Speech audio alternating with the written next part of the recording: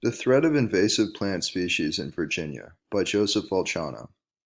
Hi, my name is Joseph Volchano, and today I'm going to talk to you about a serious threat to our ecosystem in Virginia, invasive plant species. In order to be considered an invasive species, plants must meet two criteria. One is that they must not be native to the area. For Virginia, this generally means that they must not have existed here before the arrival of the European settlers. The other criteria is that they have to have a negative impact on the environment, on the economy, or on the health of humans or other living beings. For this reason, not all non-native plants are considered to be invasive, since some of them, such as food plants, are beneficial.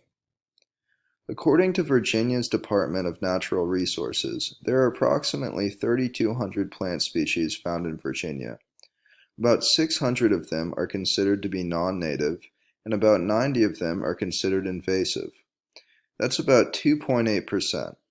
Though that is not a huge percentage, these plants can have a major negative impact on the environment and pose a serious risk to our delicate ecosystem.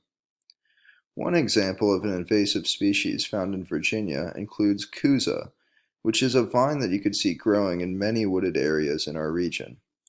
Other examples include the tree of heaven, also known as ailanthus, the oriental bittersweet, the multiflora rose, the Japanese honeysuckle, and the garlic mustard.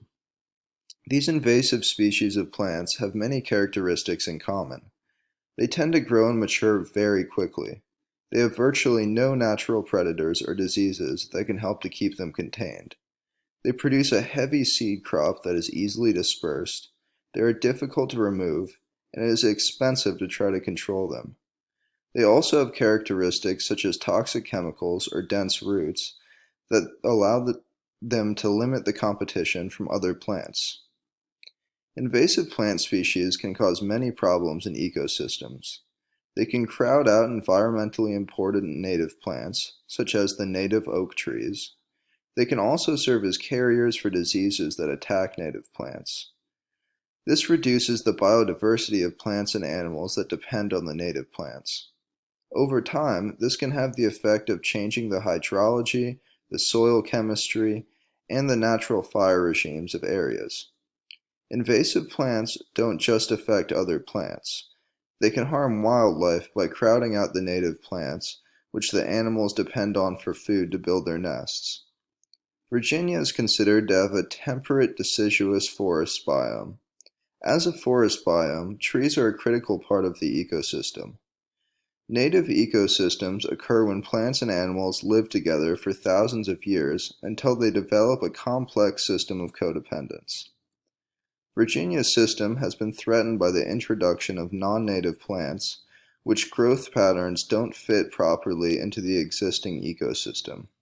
As I previously mentioned, these plants harm wildlife by crowding the space, growing quickly and thickly, making it hard for trees to grow and animals to thrive.